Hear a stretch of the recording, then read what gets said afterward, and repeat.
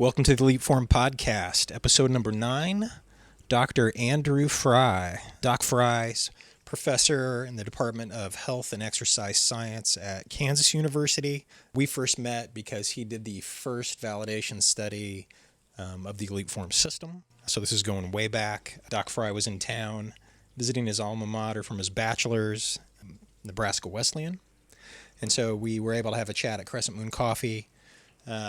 Covered things ranging from the current state of research in exercise science, what he's going to be doing on his sabbatical with his wife, which is pretty interesting, and then had some fun talking a little bit about basically being super fans for our respective sons and their collegiate sports careers.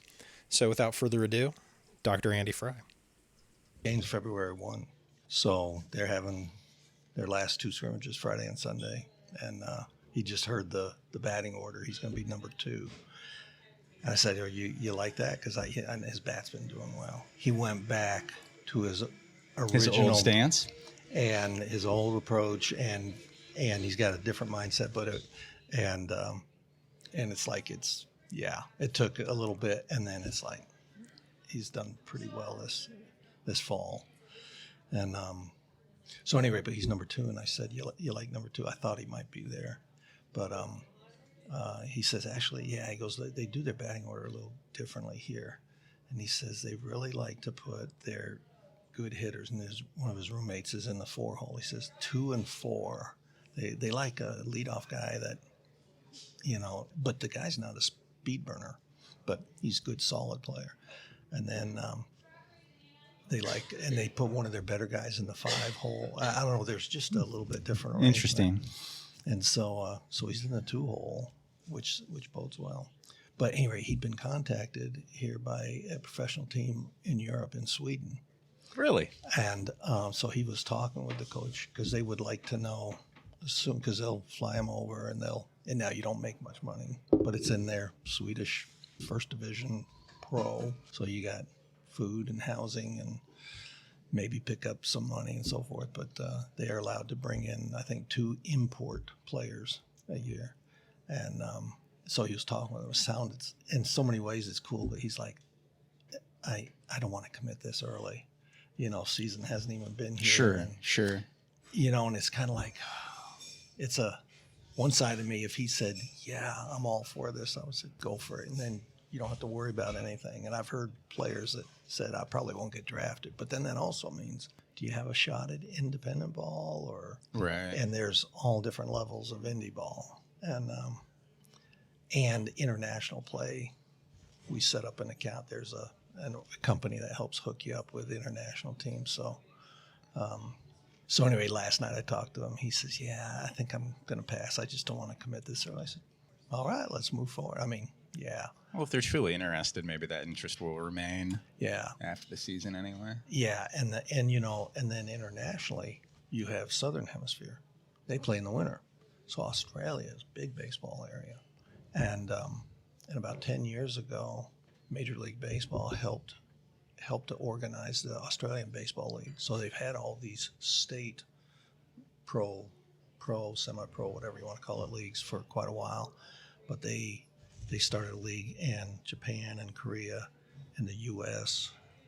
and maybe China and so forth. Let's send someone down there for the winter. And it's pretty good level of play. And now you got to be pretty good to make that one, because that's, I don't know if they say it's like AA or something. But it's a mix, because you have Australians there that, sure. I think you have some really top guys, and then I think you get guys. Everyone's good, but so at any rate, but he's excited, and so they start. And I'm making 3 trips to North Carolina this semester. What year in school is he now? He's senior. Okay. I assumed, since we were talking about what will happen afterwards, that was the case. But so this will be an interesting year for him, and he's on schedule to graduate in 4. It's like, okay, he's better than his old man was. What were you? Well, I was 4.5. I went 1 semester to Shadron State up in Nebraska. And that was a false start. And part of it was I changed my major, but also I had knee surgery right before I went up there, and I was trying to come back a little too soon. So I set out the spring. So and for, then I so ended for up, folks who don't know, come back from, like, what were you doing? Like, give us that sports background from back in the day. Yeah, that was a knee cartilage. I had a torn cartilage, and back then they didn't scope it; they opened it, and it was done right here in town, and so it's a slower recovery. In fact, I'll probably have to have it replaced. Oh, is that right? In fact, I'm sure there's no cartilage left because they took it all out. Back then they took it out. And so, I mean, I lifted and I wrestled and I've done everything on that. And now if you were to see my knee, it is, when we get up, I'll show you, it's way bigger. And so I have to kind of baby it. Gotcha. And will you, when that happens, will you sort of enjoy the process of it? Like, remember when Hootie got her knee worked on and she just was constantly pulling up photos? Yeah, I remember that. She did awesome with that recovery. You know, I've had both my hips replaced also. Oh, I didn't know that. And that was pretty smooth. And that's been 7-8 years. I had them done, I think, 8 months apart. And that really was not bad. And, you know, my mother-in-law would lament that, wow, how come you're coming back so quick? Well, I'm also 30 years younger than you were when you had yours done. And so that's a huge factor. And so I know Andrea was in pretty good shape. You know, maybe not by her standards, but by most, she was in good shape. So that's huge. And you know, the downside having it done when you're younger is, you know, they like to put it off as long as possible because there is a life expectancy with these artificial joints. So Sure. And I think going in and replacing sometimes can be tricky. You know. Well, there's sort of a life expectancy with all joints, really. It's true. But this, yeah, I know the knee is, I'm not looking forward to that. Because I was able to, like with my hip, after I forget how many weeks, I could go in and lecture. I just make sure there was a director's chair or something sitting Sure. up high that I could sit in. I don't think I ended up using a lot, but you know, so it really wasn't that bad. But we'll see. That's in the future. But what got us going on that? But anyway, so I'm excited for Jared because that'll be, well, it's fun to see him play. He likes his teammates and he's majoring in psychology. And So they're revving up for the season right now then. oh yeah, Right. yeah. They, you know, I think I'm not sure what the NCAA rules are, but in other years, Division I hasn't started till like middle of February, and you know, so if you're one of the Southern schools, you would start around then, but you can start earlier. In fact, there's another team in this conference that's starting January 31st because it's the Friday, and so his game isn't until Saturday, and they go down to South Carolina. But a lot of teams go down to North Carolina because, well, that's pretty good. You know, they practiced in 27 degrees yesterday, and he says, "Yeah, I bundle up, but you know, Just don't get jammed. That was always my thing. Yes.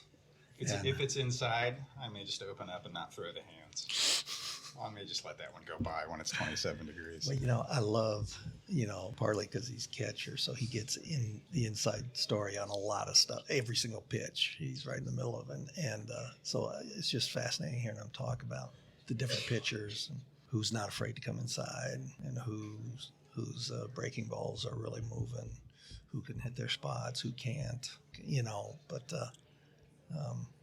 you know, and last year they had a guy like this, and I guess they got one this year that not afraid to move the guy off the plate a little, because you know, I wasn't a pitcher, but apparently that's a skill to a strategy.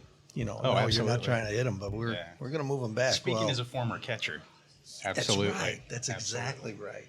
So is Jared sort of the prototypical, like, captain on the field that many catchers are? I think so. He's not a over the top, because there's some guys that are swag in there. Sure. And You can be cerebral and still get it done. And I think so. He said he really gets along. I was asking him last night who he likes to catch. He says, I really like to catch pretty much everyone. And Sonny was saying the various pitcher strengths and some of the things. But he says, I just have to be aware of this. And one guy can really bring it. And now some of this, I don't know if you want out there. But one guy can bring it. He struggles a little bit with hitting the spots. But, boy, when he's on, it's pretty. And but then every team's got guys like that. Well, I always thought of it as each pitcher was a different problem to be solved. Yeah. Like, someone arranged the chessboard differently each time. Picture for him as we go. He just asked me, who is it? Some moron from Elite Form. So how does your, how would I put this, call it your work life, creep into your fandom in terms of watching Jared? Like, do you feel like you see the game differently from many parents? It's because you've got the depth of knowledge? That's a great question because, I didn't grow up as a baseball player. And, but I enjoyed baseball. I played recreational softball, but that doesn't mean I knew what I was doing. And so then there was a couple steps. One was at some point I did what a lot of fathers do. I became a youth coach. And the good news there was, and so it was for my son's team. And then I had 3 other fathers and I got together. And the good news was all of them had pretty good baseball experience. And we got along well. And I handled the conditioning and just other, helped run practices. And sometimes a lot of it's just organizing, because there's a lot of disorganized, especially at the youth level. But even at all levels, there's a certain thing to be said about someone who can organize a good practice. And so I got into that, and just by being around it and being around my friends who were coaching with me, I learned a lot from them. And some of them had played in college and had pro tryouts, and so there was some good knowledge there. Well, doing that for 7-8 years, that you learn a lot that way. And then, of course, with our athletic performance lab, it's like, let's start looking at some of this. You start paying more attention to the baseball research. I have a friend who always saying, how come you're not doing more stuff with baseball and pitchers and stuff? And it's like, well, I'm not the person to probably do that because it hasn't been a focus of mine and so forth. But there's so many other areas, as popular as that sport is, there's so many areas, like a lot of sports, that can be looked at. So we've done projects with catching and throwdowns, transfer, throwdowns, pop times, and what contributes to it. In fact, we've got a paper in about ready to be submitted now that I'll tell you about. That's kind of interesting. With catching, I always go to the NSCA's sport special interest group on baseball, just because there's a lot better baseball minds in the room, but you just kind of get to hear what are the issues and talk a little shop with them. And of course now with new technology coming out, the ability to evaluate swings. And, one of the issues is just because the technology is there, is it actually providing useful information? Right. So I know a few years ago I did a talk where I was mentioning, said the question in the world of sports science is technology directing the field, or are the sports directing the technology? And sometimes, it depends. Sure. But just because you can measure it, it's like, okay, so is this useful information, or what are you going to do with it? Is it actionable? And maybe it just takes a while to figure out what it is. And is it any better than a good coach's eye? Being able to watch and give feedback. And that's a good question, because you could argue both sides of that debate, I think. But But regardless, yeah, his involvement has gotten me interested in baseball stuff. And we're going to be doing something this spring with some colleagues in Mexico. And we're going to try to look at some batting stuff. They have some connections with some professional teams down there. So this is all kind of morphed because my son decided that he really liked baseball. And yeah, it probably wouldn't be anything like that if there wasn't that interest. So in our lab, and you've seen our lab, we've got a full batting cage. We have a full pitching lane. We have a pitching machine. We have, bow nets to hit into, and radar guns, and, the accelerometers that attach to the bats, and high-speed cameras and so forth. We're not like places like down in Birmingham where they're doing really high-end video analysis and evaluating, the pitchers, the torque and the rotator cuff muscles and so forth. It's like, that's awesome stuff. So we're not doing that. On the other hand, there's so many other things that we could easily be looking at that we haven't. There's just not enough hours in the day. Sure. Too many questions to be answered. Yeah. Well, and so we don't give people the wrong impression, you have a well-rounded lab. It's not like it's a baseball-centric setup. Yeah, it is an eclectic combo. But the fun thing is we do what is fun, what we like to do. So our budget is zero. And, for a lot of that stuff, we're not out there getting grants and stuff. We're doing things on topics that interest us, that are relevant to a coach or an athlete. And so we get to go in a number of different directions. So it's a blessing and a curse. If we had a tighter focus, that would mean our lab would be a little different. But, I couldn't make up a lab scenario much better than what we have because I get to do stuff I like. And even if it's a sport that I don't know much about, I currently have a doctoral student, Dimitri Chabarkova, who's from Serbia, has played basketball for years, played at James Madison. Well, he's my basketball expert. What do I know? I'm an old wrestler.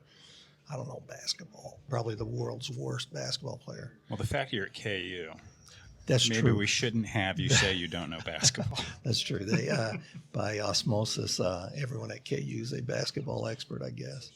So, there's that, and we've had good connections with the basketball program over there, primarily through Andrea Hootie and her staff, but the coaches have been interested.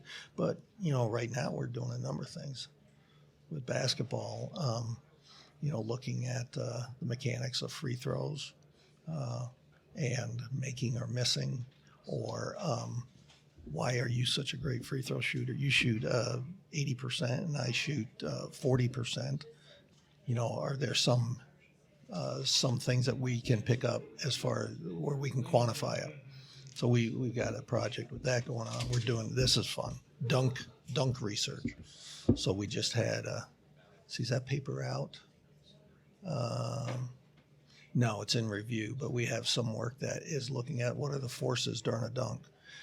Basketball's a funny sport because there's still, to this day, plenty of coaches that say, we're not making football players or shot putters, so we don't really lift heavy. We do functional training.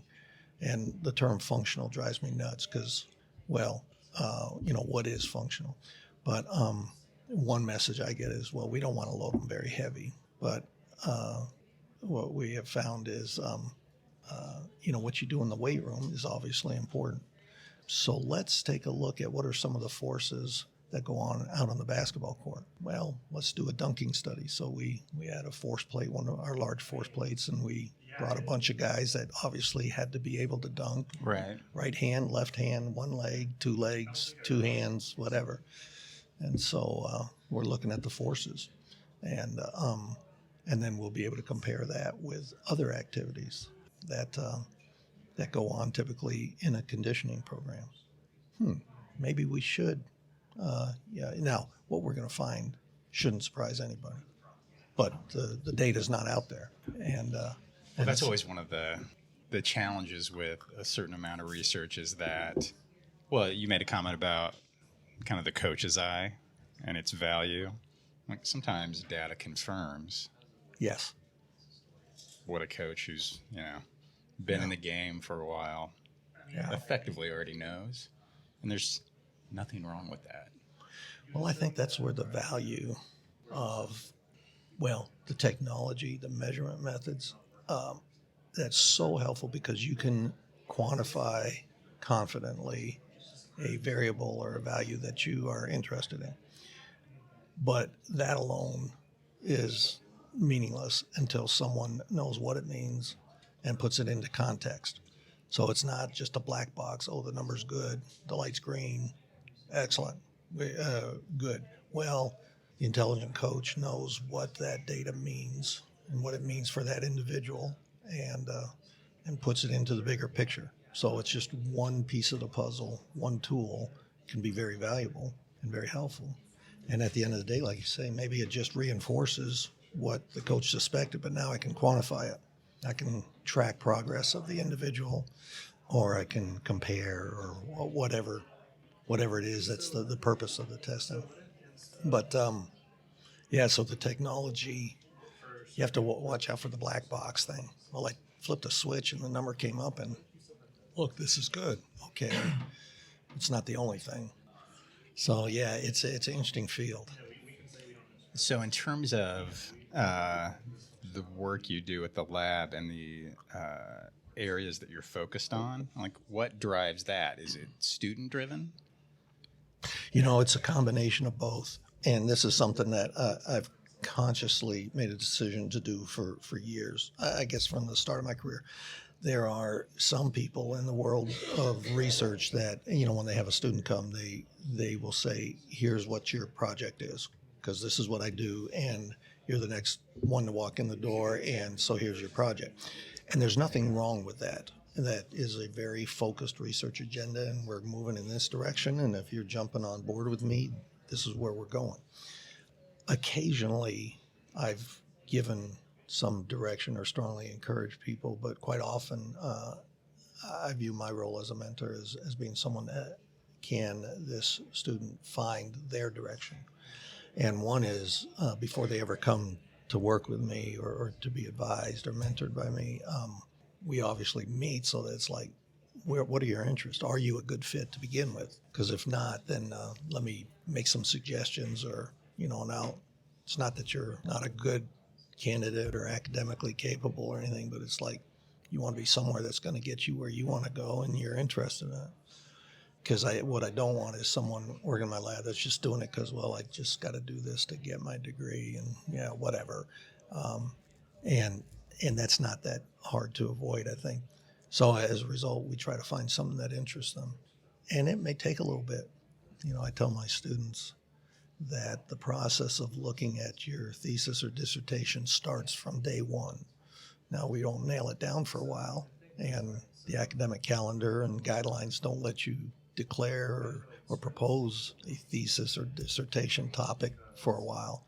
But we can start the process of finding what it is that you're interested in, and you can start doing the reading and the background work right now, and it'll take a while for it to evolve.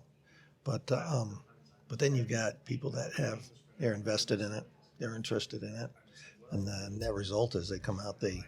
I think they really know the area. And that's obviously not the only approach, but that's one that I like, and I'm flexible enough that as long as it's and here lately, as long as it's sports oriented, is it applicable to sport performance? Or some high-end performance. Doesn't have to be sport, but we focused on sport. So. And how often does that actually sort of transition over to working with the student athletes at Kansas University? Yeah. Sometimes it's a natural tie-in, and boom, it happens. The key thing, there may be some questions that are relevant to the student athletes, but it's not practical or advisable to use the student athletes for some of our research questions. Sure. Because it would interfere. And so then someone can criticize us, and rightly so, that, well, you have a question that's relevant for high-level athletes, but you're not using high-level athletes. Well, that's true. So that is something sometimes we have to work around. And that's a limitation to some of our work. But the coaches and the athletes have to be on board, have to be. Otherwise, there's nothing. So, in answer to your question, there are a number of things we've done with athletics that's not part of a dissertation or a thesis or anything, but it's just something when Andrea Hootie was there, it'd be like, as often as not, the ideas come from them. It's like, well, let's think about this. Yeah, we can measure this. And plus, they do a lot of in-house stuff too. And if it's something we can help with, great. If it's something that a student can use for a dissertation or thesis, great. But not everything you do with athletes is stuff that is necessarily going to be published also. So that's another thing to think about. And it's absolutely, in my opinion, appropriate and right for a coach or an athletic department to say, this is data that we don't want to share. That's okay. That's part of what a sport performance lab is. We're still able to help you, and we can look at this. And maybe that leads to some variation of that project we do with another population or, so we're not, it's not like a dead end for us. And sometimes we'll collect data that's not even, relevant to publish or either the quality or the sample size or the design of the study. Thinking of sample size. And so that's an issue with sport. You just don't have, the end size.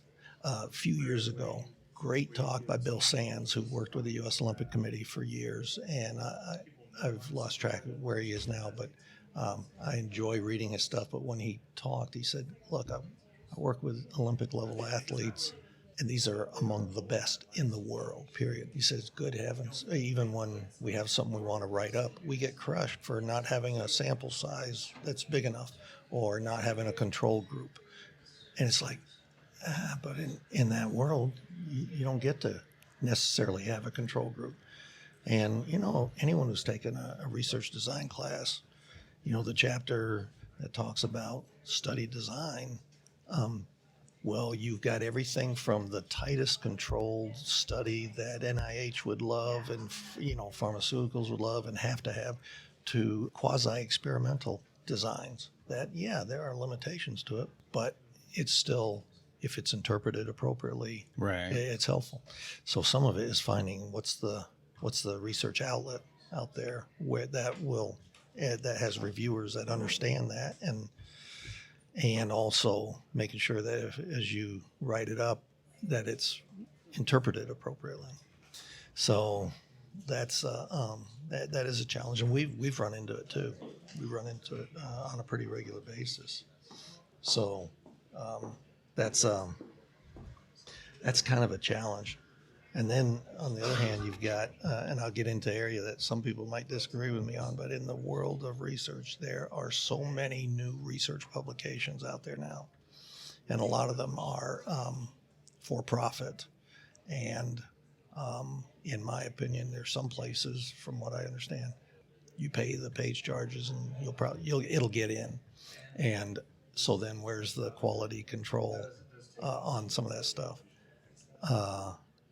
So I don't know. You have to look carefully what's out there and interpret it appropriately. And I'm not saying that a lot of these journals aren't necessarily good and that the research isn't good, but I don't know. You have. I've been keeping track. In fact, I'll pull my phone out right now. I've been keeping track of how many offers I get on email every single day to submit the article to their new journal. And by the way, here's our page charges. But over the last 2 weeks, it's like 40 or something like every day. Wow. It's 3, 4, 5, 6, 7. So since we're on audio, Doc Fry has showed me that he literally has notes in his phone where he's just got a little tick list going. And it's literally for the last 2 weeks. I don't know, 50% of the time there's 3+ reach outs a day with requests. So for folks who haven't been a part of sort of that process before, prior to seeing these for-profit publications, what was the process like in terms of doing research and then submitting a paper?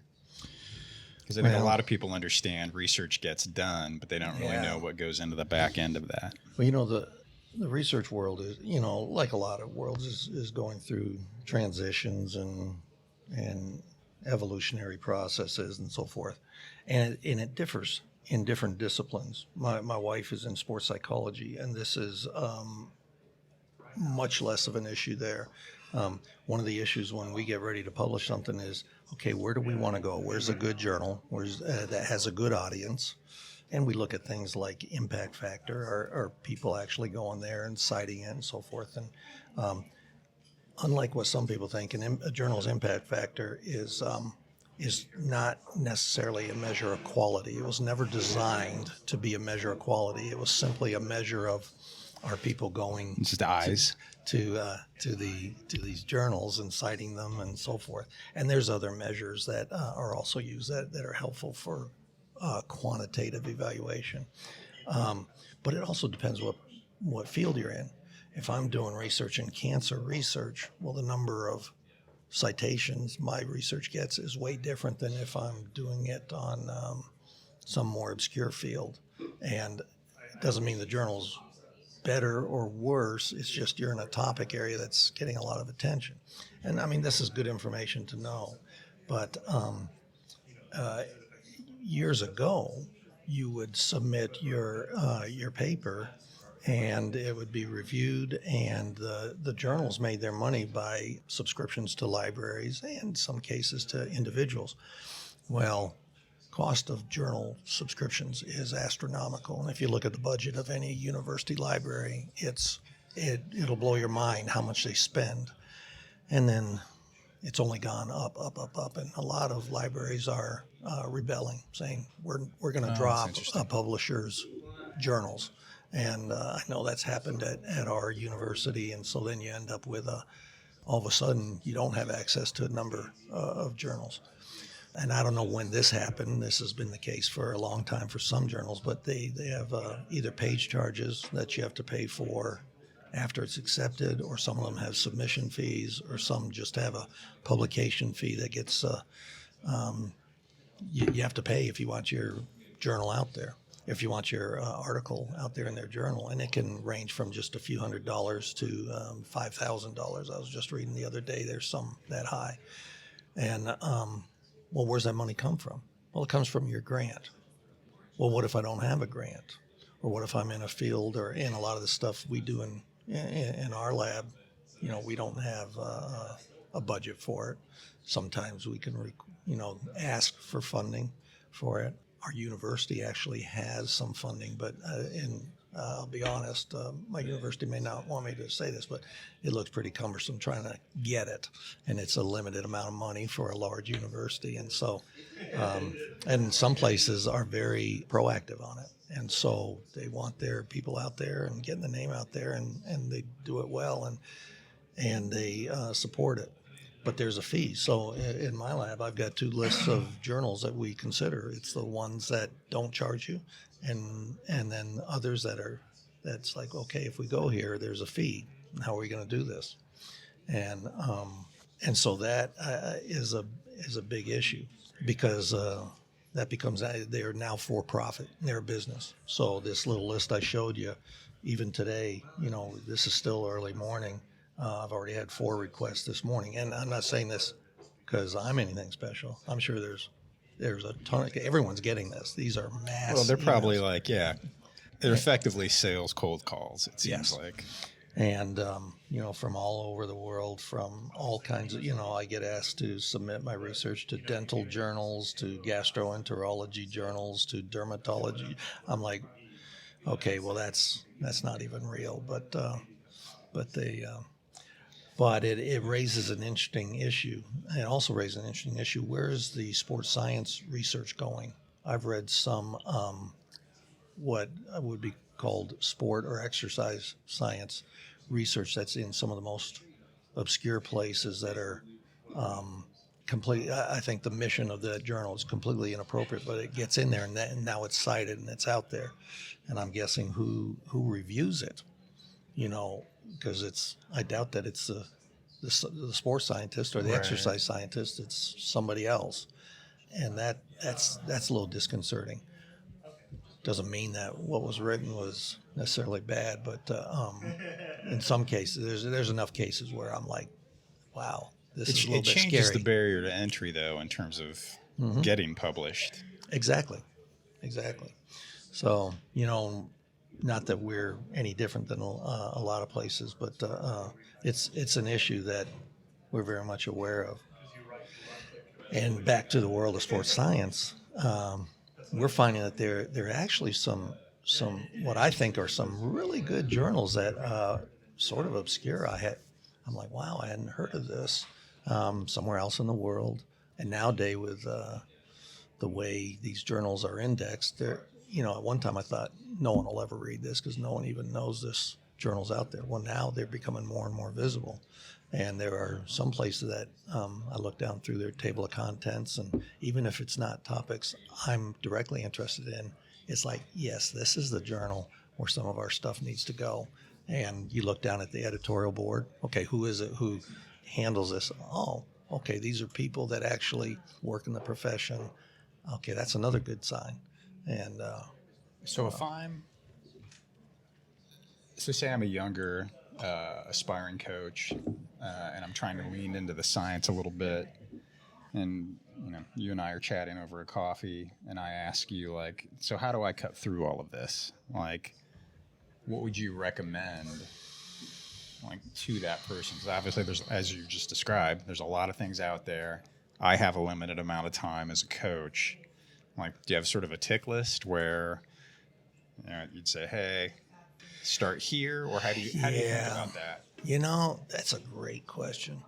There's a couple things. Even, my job, 40% of my job description on my contract is to do scholarship, do research.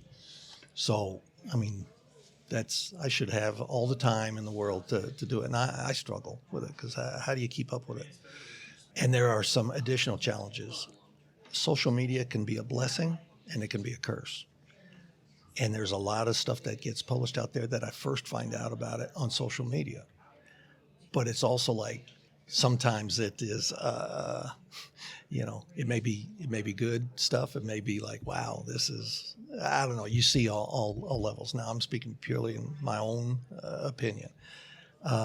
So social media can be, I do learn a lot through social media. Even if it's not published, I see, okay, what are things that are being thrown out there? There's a lot of people that have their blogs or their websites, or they send out, emails, or in some way, shape, or form, they promote, a thought. And it's like that's excellent, but it's also, none of that goes through a review, or it's, everyone has a right to their opinion, and they do, but you have to interpret it appropriately.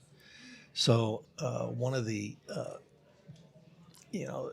things you have to work around is the social media. Now, what was your original question? Just how you would help someone sort through all of that if I'm an aspiring coach. Like, Yeah. Is there a tick list? Or So a couple things that I do is I subscribe to a little thing that comes in my email every day. That is just kind of like a rundown of what's going on in the sport world, what's going on in sports science, and it's very generic. But I flip down through it. It takes me about 30 seconds to flip through, and I see, oh, here's something. Maybe I'll mark it and come back and look at it later, or maybe I'll download something.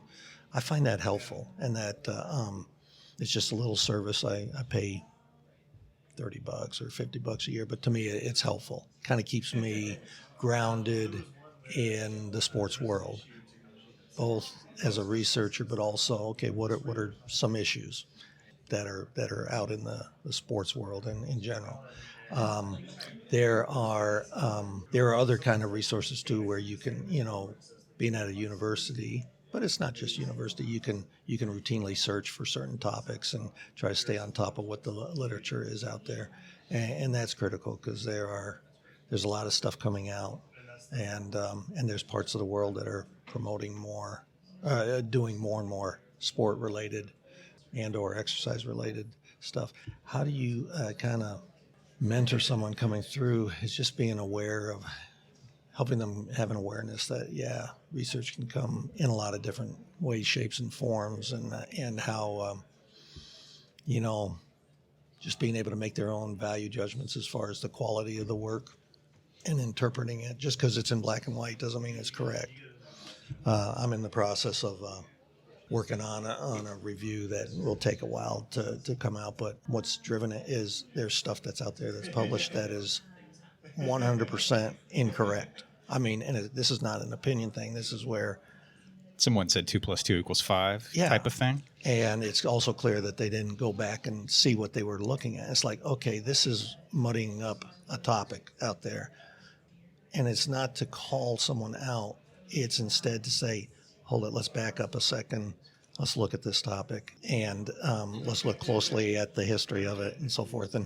And I think it's important because it's out there and people say, oh, yeah. And it's like, no, let's make that's part of what the research world is and the publication world is, where you have good discourse on relevant topics and you have the ability to, to help educate people, but it needs to be correct. And I don't want to come off sounding arrogant saying correct, but it's just like, wow, I'm seeing these repeated statements and they cite each other, and it's like, okay, that's not right. It's not right. It's difficult.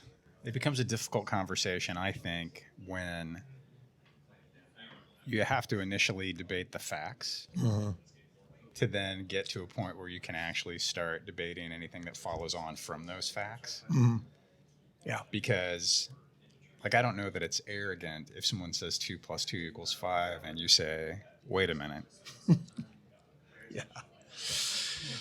Well, and it's in every profession, I'm sure it's this way, but it can be so pervasive. And then you start going down a direction that it's like, okay, someone may be well-meaning, but one, let's be clear, this is not correct. And sometimes it's written by people that don't work in that area too. Like, for example, I'm a member of American Baseball Coaches Association. I love getting their publications. I read their stuff. I find it fascinating. I just thoroughly enjoy it. I would not write an article on baseball strategy or what. It's kind of like, well, I'm a dad who coached youth baseball. I love watching it. I do have some insight on some things because we study some things in the lab, but I'm not the guy that anyone wants to read about my opinion on what to do with 2 outs and this count at the plate and the wind's blowing out and you got a lefty against a slider thrower, whatever. And so knowing, okay, I know what I know and I know what I don't know, and I'll stay in my area. And I think sometimes, though, people are able to be very vocal on topics that it's like, okay, I think you're getting on the fringe of what you know. And that's a challenge. Everyone's that way. There are some topics that, okay, I do know. And I'm very comfortable talking with anyone on some of this stuff. There's a reason you have the position that you have. But there's a body of work behind you. But part of that, not too, to write you a Hallmark card, but yeah, but part of it too is recognizing when I don't. And that's when, like at KU, that's when it's nice. I can walk across over and talk to the coaches. Okay, what am I doing here? For example, we're trying to do some work, and it's a slow go. Partly because we're kind of feeling out a new area, working quite a bit with Kansas diving. And the dryland diving facility is right next door to our athletic performance lab. So I see them any day. I walk around the corner, and the coach is Gabe Downey. He's doing an excellent job there, but he's also very open-minded. I mean, he should be a biomechanist. And but what do I know about diving? I mean, I love going and watching them compete, but I don't have the eye for it. But I go and I talk to coach. So, okay, so seems to me, and he'll say, he may agree, he may correct me. Well, that's what has to be done because I've heard some people say the role of a sports scientist is to educate the coaches.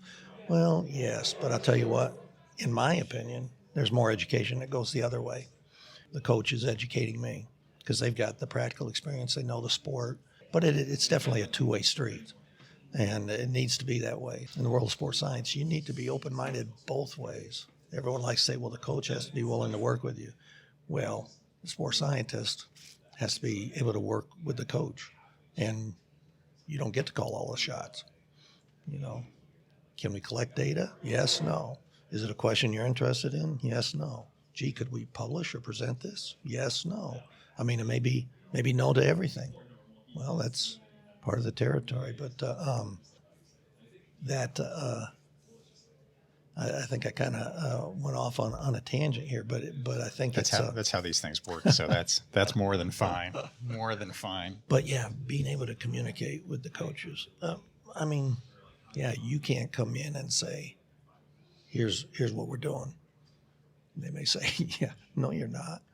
And even if it's a great idea, if they're not interested in it, and it's like, okay, well then I need to move on, or I need to nurture a relationship. Just like working with a colleague or a partner, or there's give and take, and it works both ways. And as a sports scientist, your goal is to give the coach and the athlete something that's helpful, and that enhances their training, their performance, their understanding, whatever. That's what the mission is. The goal is not how many pubs can I get. The goal is not how many presentations. The goal is not, how much grant money can I get? And see, all that flies in the face of academia. And so they're not mutually exclusive. We have had no problem getting enough data we can publish. We can't stay on top of, we were talking earlier this morning. So that's not really a problem, but it's not really sports science if the coach and the athlete can't see the value in it.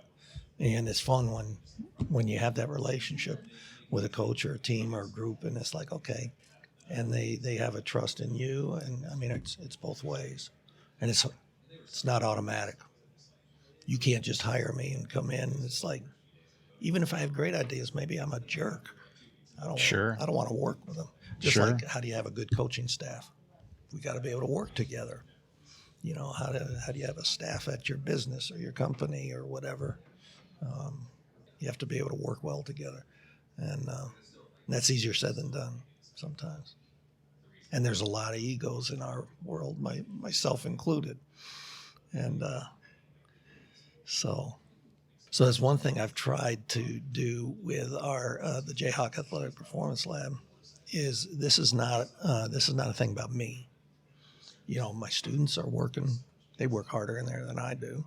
The teams and coaches and athletes that people we interact with, it's really about them, and I think that's important to keep in mind, because there's nothing magical about the individual.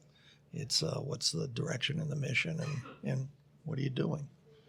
And if you go on our, this is where this old guy is learned about social media with Twitter and Facebook and Instagram, and so we have a presence on all of those platforms, and once or twice a week we put something up, but we're not pumping data out there. We're just hey, here's something we're up to, or hey, look who came through, or last year when you were on campus, we slapped your picture up there, and it's like, hey, Skip came through, as I rambled at your students for 50 minutes or whatever that was. But it's just hey, here's some things we're doing or we're trying, or in fact, right now what we have posted is one of there was a guy that was training in our diving facility that was training to make the international teams for the U.S. and before an old back injury raised up, it was fun watching him go in, because this guy could dive. Clark Thomas used to dive in Missouri, and so I've got some slow motion video of him working on his springboard approach. Oh my gosh, that is just so cool. Well, we don't have any data out there yet. He was willing to let us put accelerometers on him, and we're trying to see, okay, what kind of a signal we're getting. Can we make sense out of it? We can get a signal. What the heck's that mean? And is this something that, so we tried to put out there just, this is not social media is not, for our lab, is not intended to be the source of information. Go to the research journals, go to the coaching journals and places like that, where someone else has read it, proofed it, and reviewed it, critiqued it, shot holes through it, whatever. And So that's a very deliberate approach that we make, and I think that's correct, at least for us. Well, yeah, that's the thing with social media is you almost have to define how you're going to use it before you even Exactly. jump in, and then people end up having a expectation of that kind of content from your, I don't even know what you call it, your profile, I guess, or whatever, Yeah. whatever label is appropriate given the social media platform. Yeah, yeah. So we've talked a little bit about what you're doing at KU, but you're actually on sabbatical. Yeah, yeah. So I'm excited because this spring semester I'm not teaching, not doing any committee work. We do have projects going on in the lab. I'll be in touch with my students, but they don't need me looking over their shoulder. I'll be checking in with them. I do have one student who'll be defending his dissertation here, actually in a month or two, and but this really opens up my time to do trips like this up to Lincoln. To do, I'm going to be going to North Carolina quite a bit to watch and observe baseball. Senior year of baseball, yeah.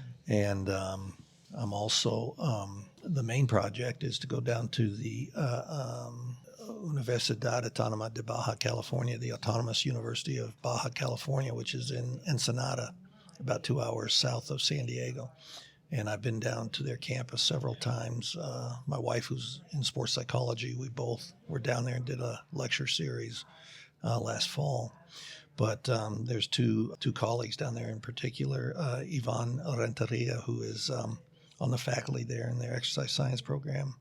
And we are working, whether this will materialize, we're working to interact with perhaps some of the professional teams down there to do some baseball research.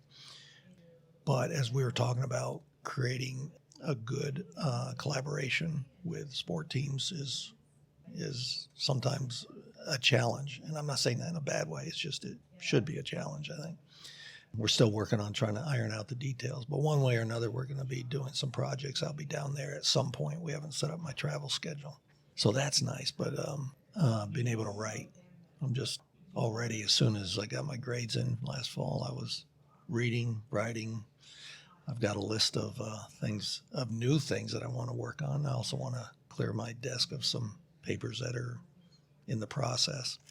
But there's some good reviews on several really good topics out there that I would like to address because I think there's. Can you share one of those? If not, that's cool. Yeah. Well, one of them is one deals with, we're talking about sports science.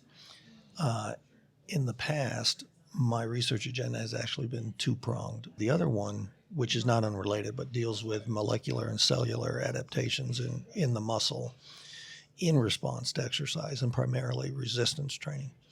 So for years, both at my last university and my current one, we do muscle biopsies. We can do blood work. We can analyze the proteins in the muscle. We can analyze the fiber types. We can analyze the different states of these proteins. We can look at receptors for hormones in the muscle. We can look at, in fact, we're trying to nail down the last part of the analysis. We're looking at sodium-potassium pumps in the cell membrane. Well, that would affect the excitability of the fiber, and we have some evidence that gets affected by stressful training. And it's like, wow, this is cool stuff. But long story short, over the years, we've done a lot of work with looking at fiber types. And what are the different fiber types? And what's become apparent to me is there's confusion when looking at the literature because there are many different ways to type fibers. And what may appear to be the same method is not. It's either different methods from different labs, and the way fibers are classified, it's not identical. Now, in some cases, it's similar, but in some cases, it's quite different. And sometimes people are looking at different kinds of data and saying this is fiber typing. It's actually not fiber typing given the way the data was analyzed. And I know this because we do. Is that back to our debate about what are the facts? Yes. Or that comment about Yes. what are the facts? So people have misinterpreted some of the muscle adaptation literature. Now, not completely, but there are some key points where it's like that data actually does not support what you're saying. So it's like looking at, okay, what are the different methods for fiber typing? And you got to go way back in the history because People don't like to do that sometimes.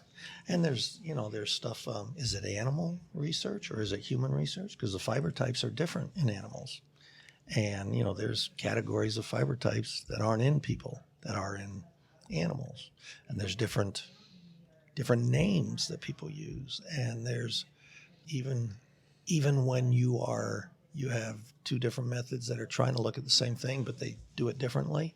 And there's data out there that says, well, these results are not identical. So what are the implications when you just lump everything in? And so, I mean, that's one that on one hand means you got to let's get into the history. Let's get into the many, many different ways of doing this. Let's get into some of the issues, and let's get into, okay, what are some of the interpretations that are being made?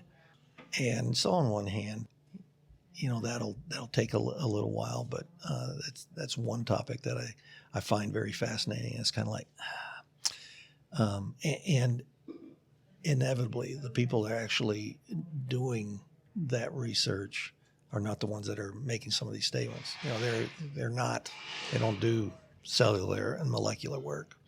But so it's like, okay, let's straighten this out a little bit. Now, that being said, that whatever I write's not going to solve any problem, but it's like at least I can put my 2 cents out there and well, yeah, there's a downstream effect to even something as simple as having a differing methodology.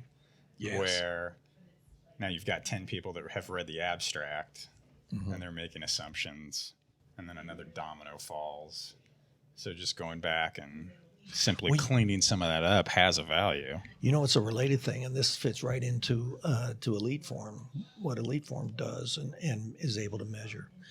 You get into the literature, and you get people will say, okay, what is the purpose of my training? I want to measure power, or I want to measure velocity, but let's just say power. Okay, so what load should I use? How heavy should I go? So what are you aiming for? You're aiming for maximum power? So what's maximum power? Well, it depends who you read. Some people say, well, that's at no external load, just body weight. You will have maximum power. Okay. Some people say, well, it's at 30%. Okay. Some people say it's at 60 or 70%, or maybe higher. Okay. People say, well, go back to A.V. Hill's classic work in the 50s, maybe even 40s, but certainly the 50s. 40s and 50s, where he did some of the seminal work at looking at contractile characteristics of muscle and his graph, and it shows up in exercise stuff all the time. It's like, oh, yeah, maximum power is at 30%. Well, let's put this into context. A.V. Hill is looking at isolated animal muscle that's been pulled out. And let's look at how he got his data. Excellent information, a must read for anyone who wants to go back and look at the history. But let's look at every one of these papers that is correct, that's giving you these different numbers. Well, I'm right, you're wrong. Well, one thing that the Zatsiorski and Kramer book that Human Kinetics puts out is coming out with a 3rd edition, and I'm so excited because I was asked to contribute as the 3rd author, and so there's a chapter in there on velocity in the weight room, and so we talk about because power is influenced by velocity, so we get into that and we start breaking down how come we're seeing different results, and so we just went in the lab and we said let's measure it different ways, and lo and behold, here's why we're seeing such differences. It's not that someone's wrong or that their study was wrong. It's just you got to go back and look and see where did those numbers come from. And that's why every time we have tested the KU basketball teams on their making a power load curve, we see a very classic peak power at certain loads, which is different than a lot of the research, but we're also measuring it differently. And so that's where lots of times people don't look at the bigger picture. They just want one answer. What's the load? Well, it's this percent. Well, it depends. Depends on the exercise. It depends on the individual. It depends on the range of motion. It depends on, now people look at the propulsive phase or the deceleration phase, or do you not have it? Are you becoming airborne? Are you, what is the external load, et cetera? Are you using a force plate, or are you using a position transducer? Are you including the body mass, which you are if you're on a force plate, or are you just tracking the bar data, which is what Elite Form does in most weight rooms. That's what they do. They track the implement, and they'll give you different numbers, and that's some stuff that we have under review and we've looked at a lot in the past. But that's right up Elite Form's alley, because it's and you guys come in the door. This is what we have here, and these are the measures, and you're not telling us what's a right number or a wrong number. You're saying here's the tool, but then when you start comparing those numbers with other data or stuff that comes out of a lab, as soon as we do the same exercise with Elite Form, but then we put a force plate underneath. In fact, that was a mistake we made on one of our data collections with you guys. Well, that's how we met. Yeah. Was during that effort. And we had a force plate underneath, and then we realized, wow, our numbers this can't be this wrong. Well, we hadn't thought it through carefully, obviously. We had body mass included, which, okay, and that's a real value. And maybe for your testing, you need to have body mass in there. But that also meant we're measuring two different ways. We're comparing apples and oranges. So then subsequently we said, okay, we need to measure with we need to do our validation a little bit differently. So our numbers weren't incorrect. We were just measuring the wrong thing. They're doing it the incorrect way. So, that's another good topic, because that's something you hear out there all the time. Well, that's always interesting. And why? Well, it's one of the reasons we will often state that we're a tool, right? And then we want to do a good job of describing for you and anyone else the kind of tool that we are. And we try to have a good understanding of other tools, because it's okay. Like, I think GymAware is a super solid product as an example. There are just differences, right? So what are they? We'll try to just speak intelligently to that. Same with an accelerometer. There's some different problems you have to solve with the different technologies that you use. Mm-hmm. So let's just be open about what those are. You can choose what the best solution for your weight room is. Yeah. Right. And we'll just go from there. But yeah, I mean, that's. Well, it's interesting. And it gets, the technology moves so fast in some cases that at some point you got to kind of stop and say, okay, let's back up, see exactly what we've got here. And then, of course, like anything, is it validated? Is it how's it agree with the gold standard? Is it accurate enough? Am I trying to, if I'm a NASA engineer and I'm trying to dock my rocket with the space station, I better be spot on. Or I've got to get out of orbit. I better make sure my angle of departure is correct, and there's not much wiggle room. If I'm in the weight room and I'm tracking my high school sophomore, this is pretty close. Right. And as we know, it's very repeatable. We've taken devices. See, we haven't done this with a lead form. Could we take a lead form and mount it upside down? I suppose we could, because what I was thinking of, we've taken like tether-based devices, and just to measure, well, what's the reliability of a tether-based device? Well, how do you do that? Because you can't have someone do a bunch of benches or a bunch of squats, because every bench is different. There's biological variability. Well, I want something that's exactly the same. So anyways, we suspended it upside down, this tether-based thing, and we attached a medicine ball, and we dropped it. So gravity's gravity. Gravity did a pretty good job, stayed the same. And the repeatability of the mechanical system was as you would expect. The problem was sometimes I didn't drop it carefully, and the medicine ball would spin a little. It caused some friction in there. And it didn't cause friction, but because of the slight rotation, you had the tether attached to it. Off the hand, but yeah. And so if you didn't release it carefully, you imparted just a little spin, and you'd get just a fraction difference in the velocity. I mean, it's that sensitive. So even if there is some error, at some point, you as the coach or the researcher or whatever, you say, is this acceptable error? Is it consistent? Or are you just all over the place? And, those are decisions that have to be made. And when I'm working with a weight training class or whatever, this is way more, any device we've looked at is way more precise than what we than what we probably need. So, yeah, one of the interesting conversations, like when people are trying to reach for a gold standard, just sort of becomes, okay, then what are you actually going to use to do that? So like Chris Bach at Nebraska, when you take that tour, shout out to Chris, they have a Qualis system. yeah. So you're talking about 1,000 frames plus. I think they can actually change the settings. Yeah. Like a second worth 30. So yeah, it ought to be. That seems like a more than sensible way to determine whether or not some of these other devices are valid. But you can't put a Qualis system on every weight rack. Yeah, you can't. So there's that and even balancing if you act. could, yeah, go ahead and stick one on every station. So one, I want your budget, but two, how quick are you going to turn that data around? Because there's the bottleneck. Well, yeah. So you can be as precise as you want, but coach, I'll get you your data in a few weeks or whatever.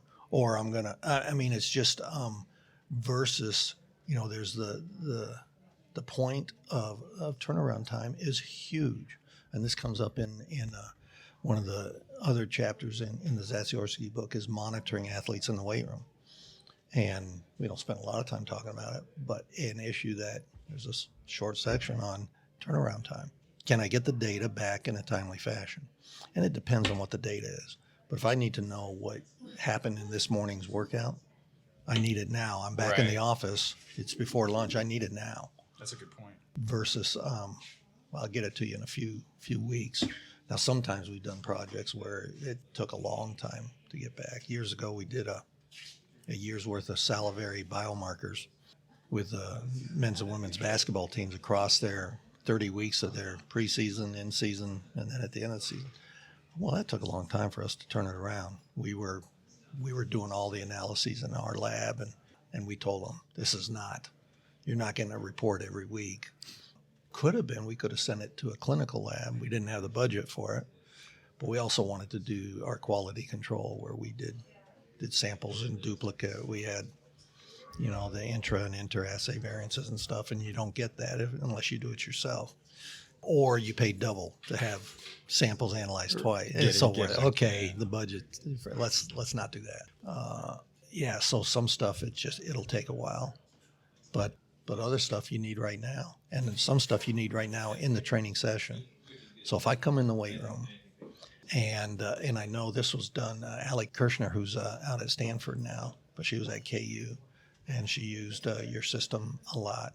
She would, and I'm not sure on the specifics, but I think she, during their warm-ups, I think maybe they did jumps in the elite form with a PVC pipe, and they were getting velocities, and it was kind of used it was just part of the warm-up. Right. But it's like, okay, are you really sharp today? Because typically you're at these velocities, or I don't know if they looked at velocity or power, but it's just, the feedback is right now because your workout is going to be dictated. It's auto-regulation.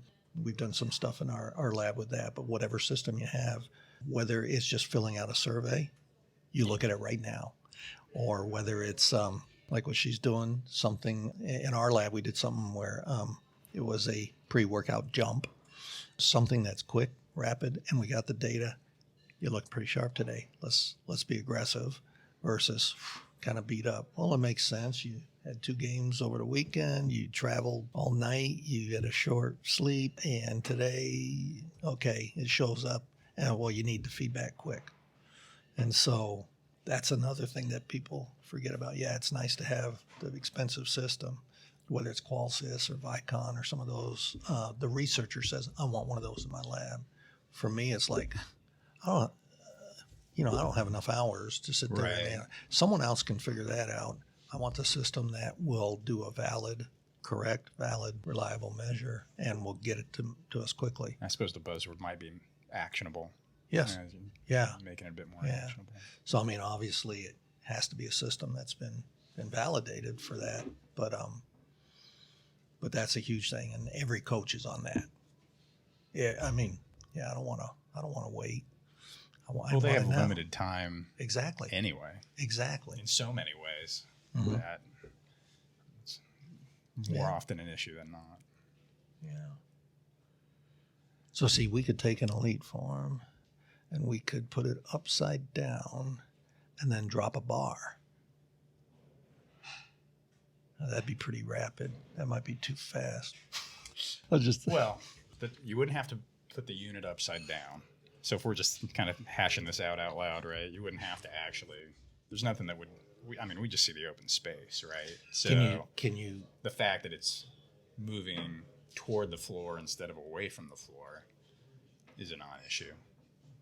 We so will you got the measure data that. in there. You just don't for your data. You just don't use it. Right. I mean, it's no different than, so if we're tracking the eccentric, right, on a squat, the bar is actually moving toward the floor. So what's the top end velocity that, because I was going to say when you start dropping something, then you're talking some pretty high speeds. You're talking 9.8 meters per second second with whatever velocity. What's the high end that any of these devices can measure? I'm not sure. Well, I guess we find out. And I'm sure sampling rate's an issue. Well, not that we necessarily need to do that. Yeah, there's definitely going to be a point where you can tease out for any technology where it begins to be less and less valid. Mm-hmm. I mean, there's definitely going to be a tipping point. Actually, as we're sitting here, and I should know it, so honest admission, I actually don't know what ours is, because I'm always worried about the reverse, like, are we accurately measuring X? And no loaded bar is going to get close to the point where we're going to hit that tipping point. And then there are other things people will ask for where it's a non-starter. Like, if we go back to chatting about Jared and a swing in baseball, I know we're not going to be able to measure that. Yeah. So at some point, I'm sure it's going to be worth looking into what is that tipping point. It's just never been a hot button item for us to actually look at that particular metric. Going back to baseball, see, this is we're going to come up with a whole bunch of projects here. We actually have, and we're writing this up now. We have data. In baseball, one of the favorite tests that scouts and at showcases and so forth like to use is exit velocity or batted ball velocity. So you put the ball on a tee, and the player hits it, and he hits it into a net. On the other side of the net is a radar gun, and they measure the speed of the ball coming off the bat.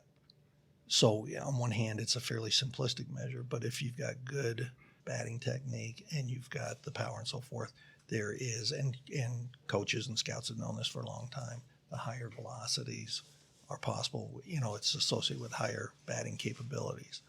Obviously, size is an issue and so forth too.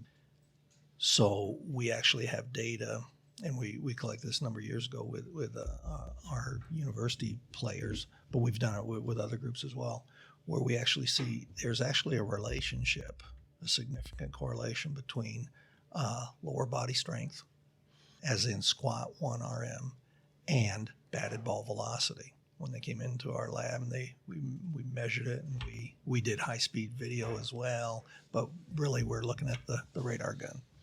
It's like, oh, so stronger person. And then we also have, so there's a strength issue.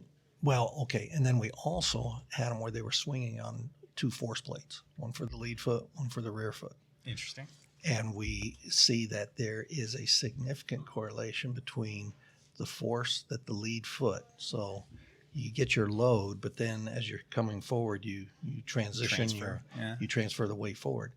The force at that lead foot, it's your left foot if you're righty and your right foot if you're lefty, is correlated with batted ball velocity. So if you glance at that first and you don't really know about baseball, and I was guilty of this, I'm like, oh, so you really have to stomp that foot down hard to facilitate that transition. Well, no, you don't, because that changes your swing mechanics. Yeah. But what it does show is an effective transition which is why you have a load. And the load doesn't have to be much.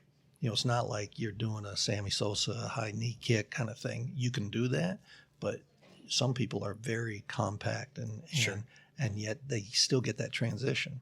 And that ground reaction force moves up the kinetic chain, and if technique is good, it transitions out to the bat, and then they make contact. Anyway, there's correlations between batted ball velocity and those ground forces.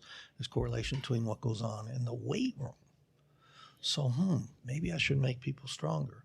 But there's also correlation between body size, which is why your cleanup batter's often one of your bigger guys. Okay, well, that makes sense. Doesn't mean a small guy can't have power. Everyone will point to Jose Altuve. Well, he can hit a ton of homers. Well, yeah, it's not the only factor. But in general, you look at MLB players, there's not very many small guys. And coaches, they like to look for size if the guy has everything else. But we ought to go take that one step further. What about the power? And with elite form, we could look at power load curves or some of these other characteristics. I wonder that's even more. Because we were talking earlier today about relationship between squat power and the ability to play professionally to get picked in the NBA draft or go other Am I places. remembering correctly? Didn't Glenn Cain, yes. Shout out to Glenn, do the study like that? That was it was part of we actually had a large data set, and Glenn's now at Rutgers. When he was at KU, we looked at that a lot, and we've since added numbers to it. Okay. And but looking at why should I lift heavy or worry about putting a bar on my back? Not that this is the whole thing, obviously. Otherwise, you'd recruit your basketball team from the powerlifting team or something. Right. But among basketball players, lower body power and lower body strength is important. And it's not just the bigs. People say, well, they were probably all your power forwards and your centers. No, we statistically looked and saw it's just across the board. And even when we adjust, we adjust for positions and stuff. And what's interesting on that data, I kind of switch back to basketball. Even the guys that are one and dones. So think about it. They came in their freshman year, and in some cases they had modest to little strength training background. Unbelievable athletes. Everybody wants them. NBA's looking at them, so forth. But they come to a university, and they get introduced to the weight room. So they're nowhere near their weight room potential. But they test out, and we test their speed squats once they know how to do it and so forth. And they still rise to the top among the most powerful, even though they're barely in the door. So one is they have some innate abilities, which are starting to be refined. Then you have some guys who spent 4 or 5 years in the program, and now they're leaving. Okay. So for some people, it's something that has evolved. For some people, it's one of, I'm sure, numerous characteristics, but lower body strength and power is there. And so, it's probably one of a number of variables that make them attractive to the pro scouts. And I thought that's interesting because you would think that would throw it off. No. So they're fairly new. So just imagine where they'd be if they were there for 4 years. And, when we look at our data set, we look at people that are extremely powerful and strong. And as a Kansas fan, any Kansas fan, I'm not going to mention names. They'd be able to tell you just because it's like, yeah, they also showed that they put in. Or you could just say a basketball fan. A basketball fan. You could just put it that way. And it's like that's helpful. Yeah, it also points to, you mentioned when we first started recording this, the idea of a collaborative process with a coaching staff from a sports science kind of standpoint and foundation. And I always find it interesting. So we'll talk about a particular variable, and someone will say, well, X player never lifted, or X player doesn't do that. But if we're talking about an array, right, of things we can look at, and you're not saying, well, your squat's the first thing you should look at. The point is, it's a variable that you can influence. Yes. One of many factors, and the fact that this is a pet peeve, so bear with me, but the fact that someone can bring up an outlier as being different doesn't dismiss the fact that 95% of the time X variable matters. And so if you can get into that kind of a collaboration and conversation, downstream benefits become much greater, because we can talk about hitting all we want, but the first thing that you and I might actually talk about with any population is how's their eyesight. Because if you can't see it, no one really cares. What else you got? Yeah. Yeah. You know, I find it interesting, transitioning back to baseball, you know, and I've been to a lot of showcase events. And what's one of the first things that is tested at a showcase event? The 60 yards. And why 60 yards? Well, it's first to third, or it's home to second, or, you know, because that's the distance, even though it's not or straight 60 away. feet 6 inches if I'm charging the mound, because you came inside on That's a different test. Oh, sorry. But yeah, you have to do that. No, I was going to say carrying your bat. I'm not going down there. But Hot topic lately. yeah. But, you know, it's interesting. So if I'm a scout or a coach and I'm at one of these events and we've done the 60 and I haven't seen this kid put a glove on, I haven't seen him throwing a ball, I haven't seen him even, I don't even know if he knows which end of the bat to pick up, but he's on my radar screen. Well, I understand that because speed is a nice trait to have, and I assume everyone here is pretty good. But what if I went to my track team and I just said, look, I'll pay your way. Why don't you go to this baseball showcase? Sure. You ever play baseball? No. What is it? But he'll get the attention of everyone.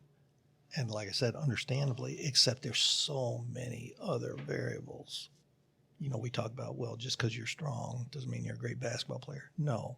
But if you're a good basketball player and you have that strength, that's important.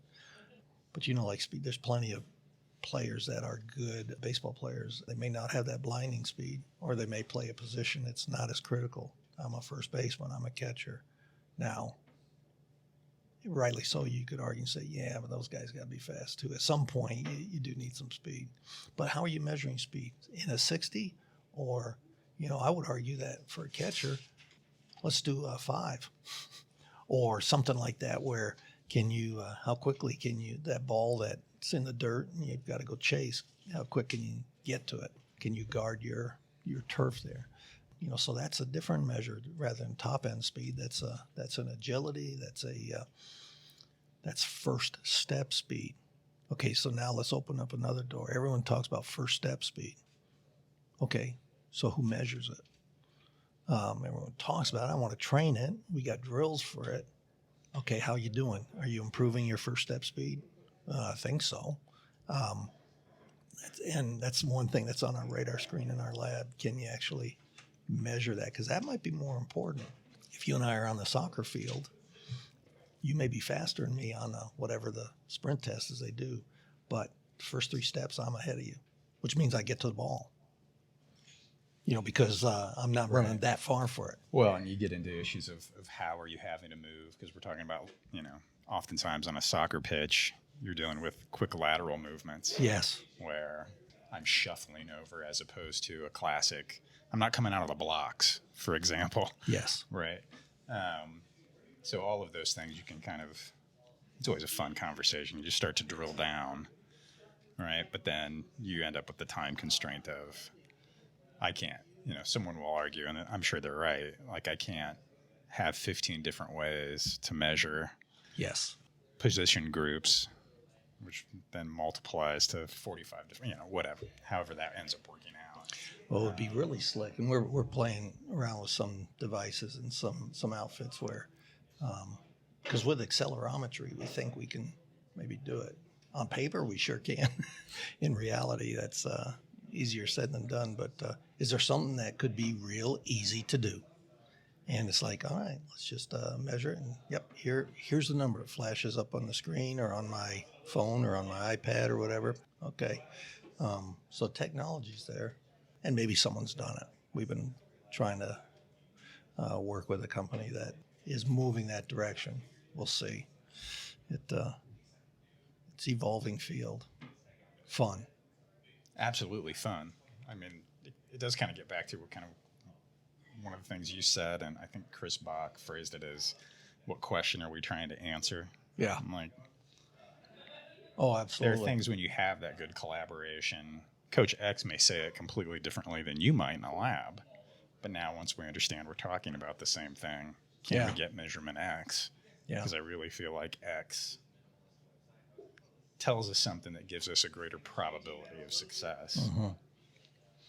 Well, yeah, it's a fun area. It's a fun area to work in, and that's the key thing, having fun. That helps. Speaking of fun, so we do a thing on the podcast that we've started calling a Malort Moment. A Lord moment? Malort. Malort. So Malort is this beverage. It's a Swedish liqueur.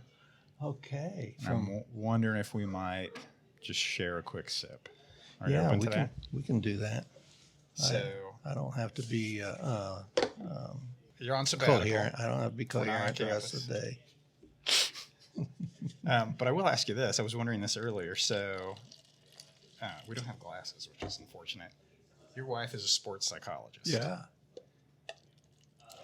We've covered a bit about what you do. So do you ever have any interesting in-house debates kind of crossing over between your two fields? Oh, yeah. We have collaborations. We've published stuff together. Thanks for coming on. Salute.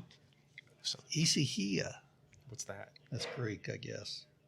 If anyone knows Greek, my friend Perry Kaziris in Montreal would be proud of me because he...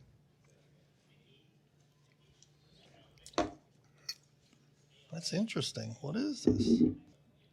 If you read the back, it describes it as a unique Swedish botanical, I believe, for two-fisted drinkers. I've told the story a few times. Basically, Johnny brought this to our attention, and it's become the unofficial beverage So this of elite is form. this is like your lunch? Breakfast or lunch, just depends on the day. Depends how the day's going. So what have you and your wife done together? Like what are the interesting conversations? Well, there's you a guys have had? couple things. Before I met her, we had tried to do some psychological assessments with some of our overtraining stuff. We haven't even talked about that, but a big part of my research agenda over the years has been what happens when you do too much in the weight room. And it hasn't been just the weight room, but primarily. And trying to understand how it affects performance and try to understand how it affects the physiology. So along the way, we had done some questionnaires which were not very well designed. And so we actually... Like a wellness questionnaire type of scenario or It something was more specific? it was a daily questionnaire that people would fill out so we could track every training session because we did some very aggressive stuff. And we did it in the lab because, one, we didn't want to do it with our athletes. I mean, we shouldn't do it with our athletes. It was bad training because it was just so aggressive. Let's intentionally get everyone overtrained so we Yeah. can then measure. Gotcha. And so we had a questionnaire, and on subsequent projects, she said, we need to clean this up. And there's some very standard methods of how you write the questions, how they are scored. We used a Likert scale arrangement, having multiple items on various topics so that it's not just a single item thing. So you can tell if someone is giving you a valid response. So, you use questions that are inversely worded. Question one might be, I'm really looking forward to today's workout. Okay, and I put yes. Later, there'll be a question on, I'd really like to, if I could, I'd like to skip today's workout. Well, you're kind of asking the same thing. Right. But it should be, okay, I should be marking be a a consistency disagree. in the answers. And so you do it with at least 3 questions. And that's lots of times when you fill things out, it's like, didn't they ask me this before? Then you can go back and you can look at the internal validity. And we get people that just, yeah. I'll just put down whatever. And the pattern is painfully obvious that this is not even the person didn't do a valid questionnaire, didn't answer correctly.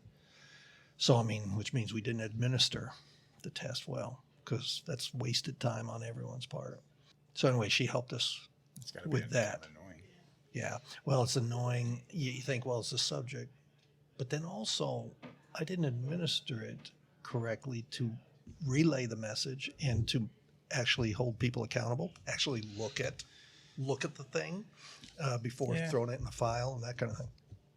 So she's helped with that. More recently, we've done some stuff. She does a lot of work with achievement goal theory, which is where it's a fascinating area. It came out of the educational world.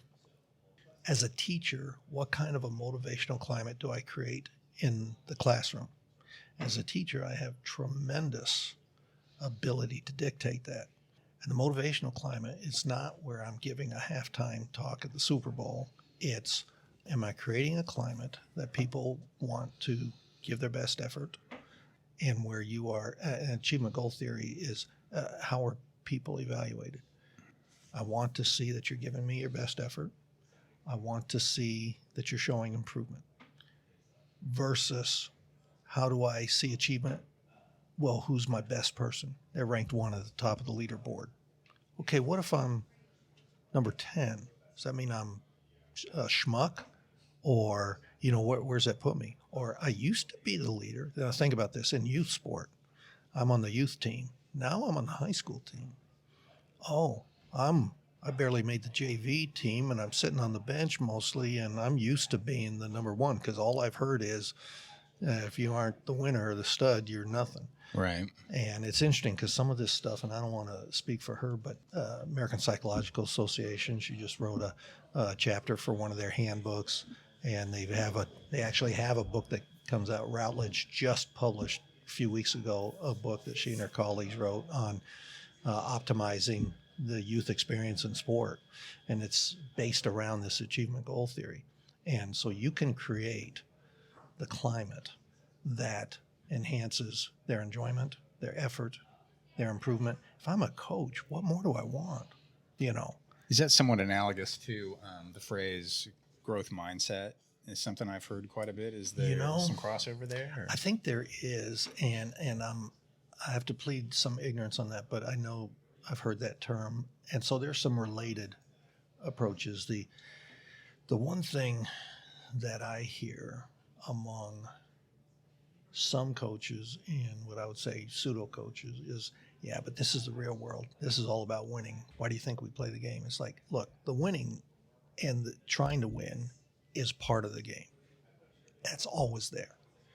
But how you get there is going to be important. And if you drive everyone away, that's one of there's so much data on this achievement goal theory. It's unbelievable. People say, yeah, but there's no data out there. Baloney. You get buried by how much research is out there. It's just people don't realize it. And it's not hard to do. And it applies not just to coaching setting, it applies to the work site. It applies to me with my students. It applies to interacting with other people and so on. So at any rate, she's done a lot of work in that area. And the last few years, we've done looking at the psychophysiology. So they have some... Can you define that? So it's kind of like the mind-body connection. Everyone talks about, well, if I really want my biceps to get bigger, I need to have my mind-body connection. I'm really thinking about my biceps, so they're a lot bigger now. Okay, whatever. There's that approach, whether you buy into it or not. My guess is you're really focusing on your workout and you're not just spacing out. You have intention and so on. But this is where the psychological climate that is created, and they actually have some teaching with physical activity scenarios that they've developed over the years where they can create either the ego climate or the task climate. And then we come in and we actually measure a couple things. We can look at the salivary cortisol responses. And it's easy to do because you can do it with large numbers. You can do it with youth. You can sample 30 people in a room that have been exposed to this environment or the other. And going into it, I was like, okay, I doubt that we'll see very much because cortisol is not that reactive. The difference between groups was astounding. And I was like, holy cow, really? We couldn't have made up results better. It's like you are creating in both settings, you're teaching someone to do, in this case, they use a juggling model. So it's a physical activity that most people don't know. So if you don't know how to juggle, you can be in the study and we'll teach you, but we'll put you in 2 different climates. One group in this, so it takes a lot of coordination. But let's measure the cortisol response. It's hugely different. Plus they're taking surveys and everything, and it's a miserable experience for one group. It's juggling, for crying out loud. What's the big whoop? But you've created this climate where sorry, Skip, you're just not really very good. And it's like, that's the message you get. And that's the message a lot of youth athletes get. Well, you're not that good. I don't know how many times I hear a parent saying, yeah, my kid's not that good. Who cares? Is he out there having fun? Or is he doing his best? Does he enjoy it? Does he want to? Great. Go for it. And a lot of coaches have to deal with that. I'm a high school coach. I don't get to recruit my athletes. I got to deal with what I got. Maybe Right. I'm loaded this year, maybe, but let's take you, see where we can get you. I mean, that's the real world. So we've also looked at, interestingly, this is pretty funky. We have taken, and we've done this work with Dr. Candace Hogue, who's at Penn State Harrisburg. Oh, they have a unit. Oh, okay. Yeah, so for whatever that's worth. Oh, yeah. I should tell her because she studied in my wife's lab. And we took oral swabs, and we looked for something called salivary tumor necrosis factor receptor 2s, which is a mouthful. But essentially, one of the responses to stress is tumor necrosis factor, which is looked in a lot of disease states and so forth. But the receptor that we pick up in the saliva acts as a binding protein to protect you against part of the stress response. And that goes up. And that just came out this last year. I think it's out now. But it's like, so wait a minute. The only difference was this motivational climate that I created. So if anyone thinks that you don't have a big impact on how you interact with your athletes, and this is not reps and sets and intervals and rest intervals, so forth, has nothing to do with that. This is just this cognitive, this perception of, and it's the climate that you create, and that it's easy to create one way or the other. And it has a Could morph huge that into a impact culture physiologically. conversation, right? Yes. And it's like, I find that that's fascinating stuff. So we're kind of merging the two areas. We're not the first. There's labs that do psychophys stuff, but it's tying the two in. It's not, I'm always studying what's the effect of certain sets or reps or training programs or warm-ups or whatever. We haven't even done anything. We're creating this environment. And if you watched one of her projects in action, that climate gets created pretty quickly. It's not because I'm calling you names. I'm not screaming at you. I'm not cussing at you. It's body language. It's just the terminology used. It's pretty fascinating. So that's an area that is underappreciated, but there's so much data out there related to the climate that you can create. And it's affected me in my teaching, because I'm just aware of some things. I'm like, routinely, there are things in the classroom where I decide how to handle based on what I've learned from that. And if I'm coaching, absolutely. Absolutely. Well, it's one of the best places to implement this climate where let's foster enjoyment, effort, and improvement. And your team may come in last. Your sprinter may be the slowest one out there, but they're having fun. They're going to stick with it. They're giving you everything they can, and they're making improvement. Well, that's what I'm looking for as a coach. And what's really cool, now you get the kid who really has some physical skills. You take them right along with it, too. Mm-hmm. Mm-hmm. And they can deal with adversity, because everybody loses. Everybody has tough times. They can deal with adversity better. And so you could do a day-long podcast on this stuff. It's fascinating. Well, clearly, we should just have you both on the podcast at once. Yeah, and branch into that. I always find it interesting. Like, the brain is the most complicated thing that we have found so far in the universe. So I often feel like what we do at Elite Forum is sort of like the Stone Age tool in many ways, compared to where, to paint with a broad brushstroke, cognitive science will go. Because we already know the brain is incredibly elastic, right? We're just getting started. So another podcast for another time, maybe. But we're talking about sport here, but my daughter's in theater, in the performing arts. And this applies to that too.